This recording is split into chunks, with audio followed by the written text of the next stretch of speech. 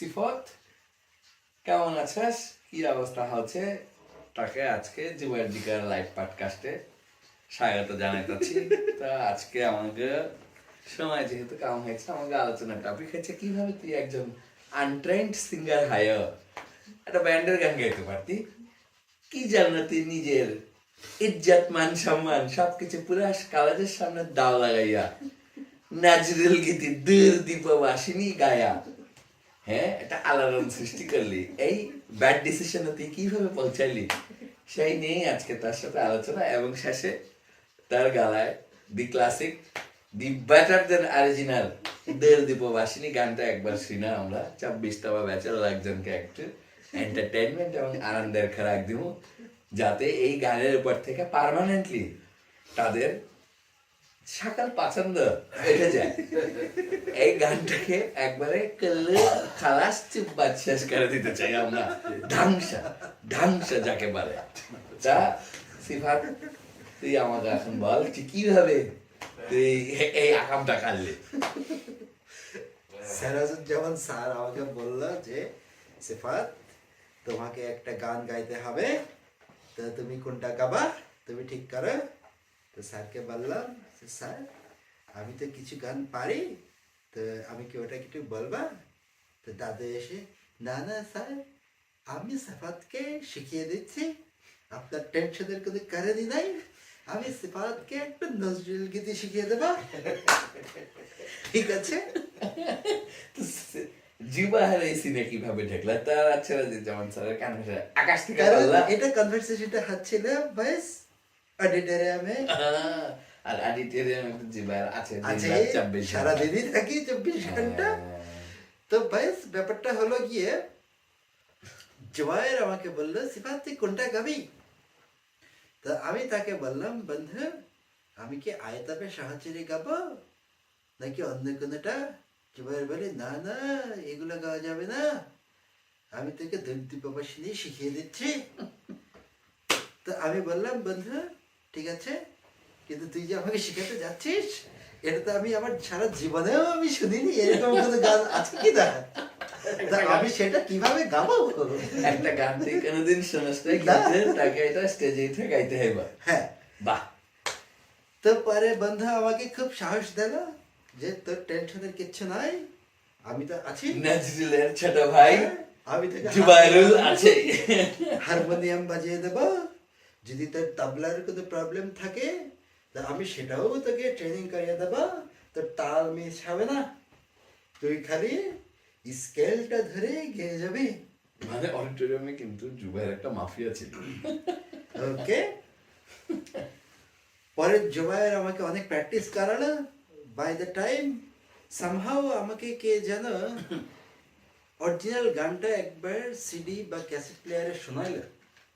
শোনানোর পরে আমি জুবাইরকে বললাম একদিন সাহস করে যে, জুবাইর বন্ধু তুই আমাকে যেটা শেখাচ্ছিস আর যেটা আমি অরিজিনালি শুনেছি, দুটার ভিতরে তো আকাশ পাতাল ডিফারেন্স, মিলতেছে না, কিছুই মিলছে না, তো এখন আমি কি করবো? আমি তো এটা গাইতে পারবো না। কাজী নজরুল ইসলাম আর আমি তো তার আগ পর্যন্ত অরিজিনালটা শোনার আগ পর্যন্ত আমি ভাবতাম জুবাইর আমাকে যেটা শেখাচ্ছে সেটাই অরিজিনাল। হ্যাঁ, মানে এখন তুই কনফিউজ যে কাজী নজরুল ইসলাম রাইট নাকি নাকি জুবাইর রাইট। পরে কি হলো, জুবাইর বলে, শোন যেটা অরিজিনাল সেটা গেলে তো হবে না, একটু ফিউশন করে গেতে হবে। ওকে, তাহলে বন্ধু আমি একটা কাজ করি, আমি না গাই, এই জিনিসটাই স্কিপ করে যাই।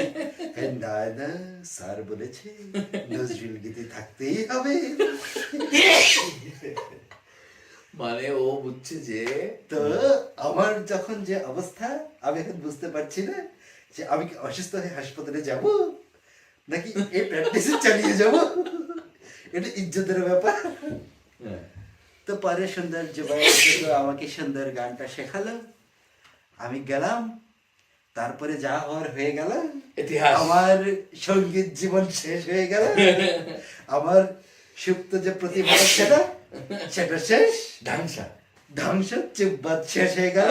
আমি কিন্তু এবং জুবাইর তখন আমাকে এক ফাঁকে বলে, বন্ধু তোকে আমি যেটা শিখিয়েছি এটাই কিন্তু আসল, তুই বাকি সব ভুলে যা, কে তোকে কি বলছে তুই কিচ্ছু মনে করিস না?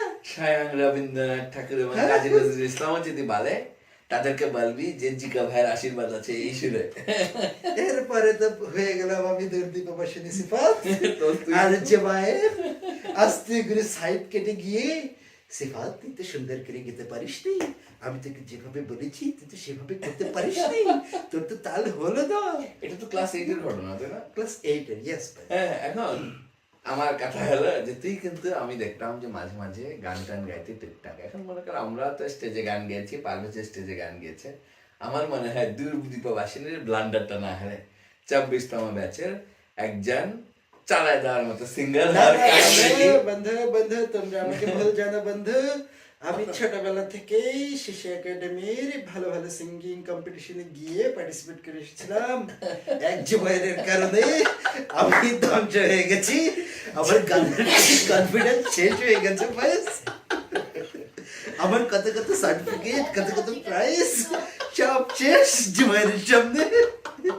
জীবায় দেখলো যে ব্যাচের দুইটাই ট্রেন্ড সিঙ্গার, এর মধ্যে যদি একজনকে আফ করে দেওয়া যায় তাহলে আমার রাস্তা ক্লিয়ার।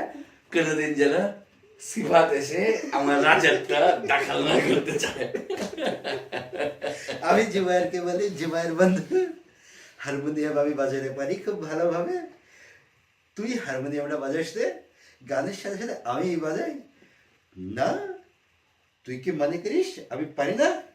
আমি কত বড় সিঙ্গার তুই কি জানিস? তুই আমাকে বলছিস হারমোনিয়াম তুই বাজাবি আমি থাকতে, এটা কি হয়? ও তাহলে এই পুরো ঘটনা, এটাই হচ্ছে পুরো ঘটনা বয়স। এটা কি পোলাপান এটা জানে না, বেশিরভাগ লোক যদি জানে না, বেশিরভাগ লোক যদি জানে না। আমার ধারণা জুবাইর আমি ছাড়া আর হয়তো দুই একজন জানতে পারে, কিন্তু তারা জুবাইরের ভয়ে হয়তো সেটা প্রকাশ করতে পারছে না। মাফিয়া জুবাইর কিন্তু হ্যাঁ Auditorium mafia। মিডিয়া এবং অডিটোরিয়াম মাফিয়া বাস। হ্যাঁ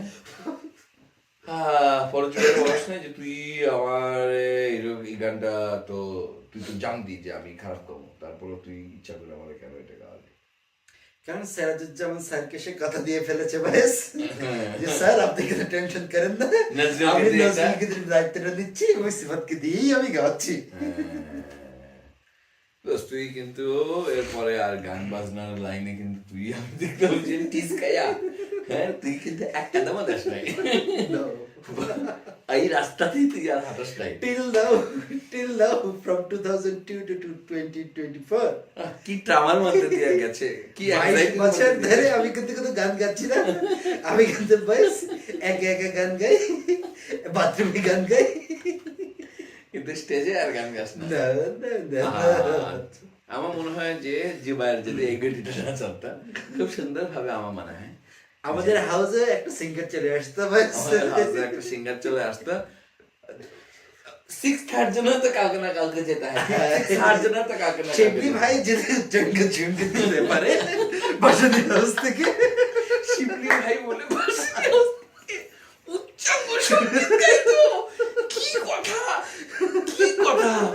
রাম সরি রং গড।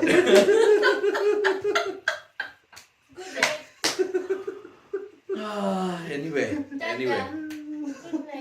যাই হোক, আমরা এখন দূরদীপবাসিনী গিয়ে সেই দুর্দান্ত মোমেন্টে প্রথম প্যারার একটি রিক্রিয়েশন করে আজকের সেশন এবং পডকাস্ট শেষ করবা।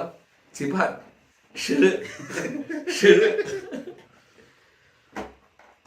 কোথায় এটা বাচ্চা না কেন, এটা অফ হয়ে গিয়েছে তো অনেকক্ষণ ধরে ইনঅ্যাক্টিভ, এখানে সে অফ হয়ে গেল বেয়াদব। সে সাউন্ড বক্স জিকের কথা শুনে ভয়ে বন্ধ হয়ে গিয়েছে।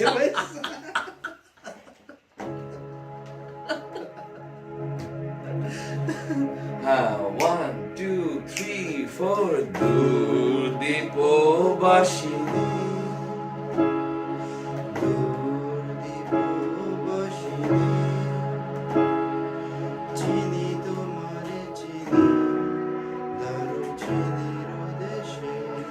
তুমি বিদেশিনী গো সুমন্দ ভাসিনী দূরদীপ দীপবাসিনী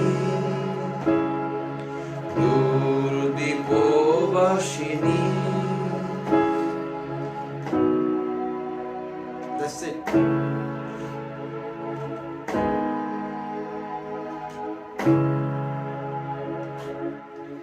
থ্যাংক ইউ সিফাত, আমাদেরকে এই আবিষ্কারণীয় ঘটনাটি শেয়ার করার জন্য তোমাকে ধন্যবাদ।